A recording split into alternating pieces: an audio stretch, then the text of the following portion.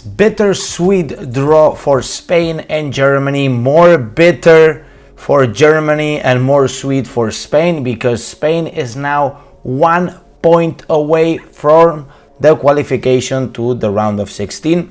Instead, Germany is in a tough position, still last in the group with only 1 point in their pocket. Although the last game, guys, the last game of this group is still yet to be played, and anything can really happen, guys. By the way, if you're following the World Cup like I am following it, not only you need to be subscribed to this channel and smash the like button right now, but you need to check out OneFootball, because to me, one of the best football apps that I've ever seen. In fact, I use it every day. For example, for lineups, I use it, and for statistics in the middle of the game. It's very useful now that there are so many games in the World Cup. You can use it using the link in the description. It's for free. And of course, you're going to be supporting this channel if you do so as well. Therefore, guys, what are you waiting for? Go and download it using the link in the description. So having said this, guys, the World Cup is going and going. Spain has played against Germany. This is the starting lineup of Spain, which is a little bit surprising because there were some changes from the first game against Costa Rica, in which Spain won 7-0. For example, we saw Carvajal there on the right-hand side, and we did see Alba as well. Rodri, guys, from Manchester City, which is playing as a center back in this World Cup, is a little bit surprising to me. And we can clearly see in the very defensive occasions that Rodri is not a center back, okay? But what Luis Enrique is trying to get is the tiki-taka, and that we have a lot of fluidity there in the defense. Rodri is doing an excellent job. Midfield of Football Club Barcelona, Gavi, Busquets, Pedri, excellent game from all of them, to be honest. Pedri, of course, sensational once again. Gavi is a spectacular, man. This guy is a tornado, man. He's here, he's there, he runs, he tackles, man. He shouts. This guy is insane. Busquets is having a redemption World Cup over here. I'm liking what he's doing. Of course, he has a lot of support. In Barca, he's a little bit more alone there in the midfield. Especially in the support of Rodri, Laporte, which are very tiki-taka kind of style of player. And then on top we did see three very flexible wingers: Ferran Torres, Asensio, and Dani Olmo. From the three of us, from the three of these players, Dani Olmo is outstanding. To me, easily the best out of all of them. And in fact, I'm starting to regret that Barcelona purchased Ferran Torres. Dani Olmo is way better, guys, is way better. Ferran Torres did some things, a lot of work, but nothing with the ball, nothing really with the ball. Asensio didn't do much either. Instead, we saw Germany playing with this 4-2-3-1 formation. Musiala, Gundogan, Gnabry, Müller on top, Goretzka, Kimmich, Raum, Rudiger, Sule, Herrera, and Neuer. I think they were solid, but Spain dominated the first half. Maybe we could say Barcelona because we have the whole midfield, you know, and Jordi Alba and Ferran Torres. We have so many players there. But anyways, Germany kind of revived in the second half. They have a lot of power. There was a very physical game. Musiala is incredible, guys. I must say, Musiala is incredible. If you have to rate Musiala versus Pedri, I'd say that Musiala is a little bit more offensive. Pedri is a little bit more tactical, more vision. So I wouldn't compare them. I would just enjoy them. If you have to compare Musiala with Gavi, I say they're completely different players. I mean, Gavi is all over the place. He's literally all over the place. He's here, he's there, he's insane. And out of all of them, I would say Musiala and Kimmich, to me, the best of all of them. Rudiger is kind of a solid player. And basically, until the minute 60 something, we didn't start the score. Morata scored the opener, and then Germany scored the equalizer. Game ended 1-1.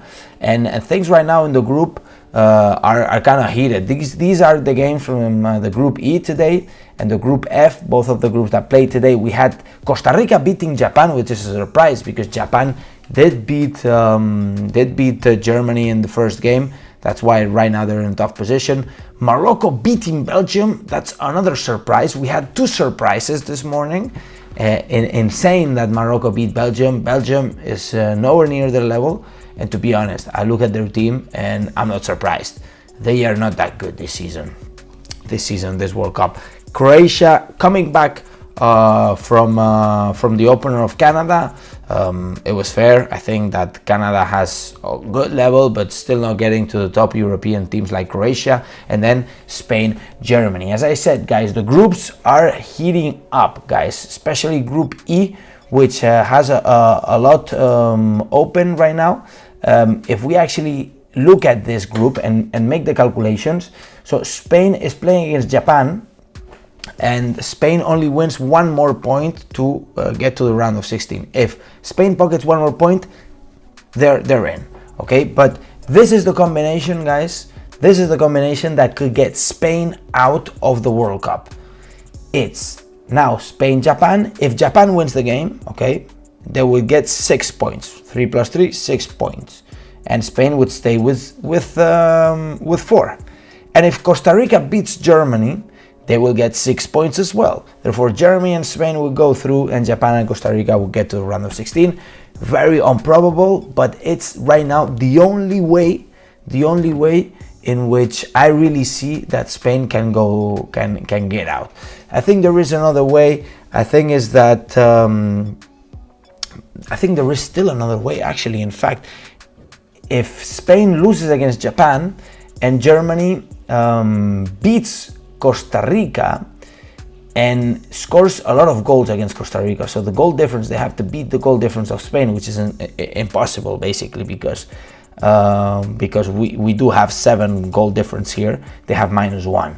Therefore, if Japan beats Spain, they will go as first of the group, and if Germany beats Costa Rica by 8 goals, then they will go as second of group and Spain will get out. That's the other way. So very improbable. Spain, to me, is pretty much qualified. And actually, I have something very interesting I want to show you guys, because this is for staying at the end of the video, guys, but it's not pretty much the end, but it's important that you guys see this. This is the possibilities, okay? This is statistic here of the players of the teams that are going to go to the round of 16 and the possibilities of them winning the World Cup. Of course, every let's say every phase, it gets a little bit more statistical and a little bit more hard to guess. But let's focus on the round of 16 and quarterfinals, okay? Because quarterfinals, they also think about the possible clashes that they have and the way that they have been playing in regards of their goal impact. Okay, so you have France 100% already qualified, Spain with 98%, as we said, very difficult for Spain to not go through. Netherlands, England pretty much already qualified, Brazil with a 90%, Portugal 85%, and Poland with 84%, Morocco 90%, insane that Morocco is going to go through to the round of 16. You have Canada, they're out. Ecuador 60%, and there are some teams still with some chances, but what is for sure is that Canada is not going to go through. Where's Qatar, by the way? Qatar is not on the list, right? I don't see Qatar on the list because they should be out as well. Possibly this last position, they already took it out. Qatar is also out of the World Cup. But look at this, guys. It seems that Germany has 14% possibilities of winning the World Cup. How did they make this? Spain and France have the same amount of possibilities, and then Costa Rica 0.1%. You know, never stop believing, guys. Never stop believing. So overall, guys, World Cup is heating up, guys. There are some very, very interesting groups. The last game of the groups are still yet to be played, and they could be shaking up the round of 16 and the way the brackets are going to be drawn out, because these brackets can decide things. It seems that if everything goes according to plan, it's going to be more of a European side bracket with Spain and other, not Spain, sorry, France, the Netherlands in one side, for example, and maybe even Germany if they make it. And then on the other side, it's going to be Argentina, Brazil, Spain is going to be on the other side. So Spain, if they really want to win the World Cup, they're going to have to beat Brazil, they're going to have to beat Argentina, and they're going to have to beat France or Netherlands or the European team that gets to the final. Very, very hard, guys. Very, very hard, but not impossible. Anyways, guys, let me know how did you see the the game? I see some questions. When is Fati going to play? That's a good question by OGX, because when is Fati going to play? Well, I'll tell you one thing, guys. Tell you one thing. Dani Olmo is right now playing in the position of Ansu Fati. If Dani Olmo keeps playing this way, I don't see many possibilities for Ansu Fati to be playing. Not many. What else? More creativity with Pedri and Gavi, that's for sure. We have incredible creativity. Spain can beat England, says Are You Awake? I mean, many possibilities, guys. Anyways, I will finish the video right here, guys. Remember to subscribe to the channel, smash the like button, and download the OneFootball app if you want to follow the World Cup as a whole, all right there. And don't forget to smash the like button. And as I always say, Visca el Barça, Visca Catalunya, enjoy the World Cup, and see you in the next video. Vamos!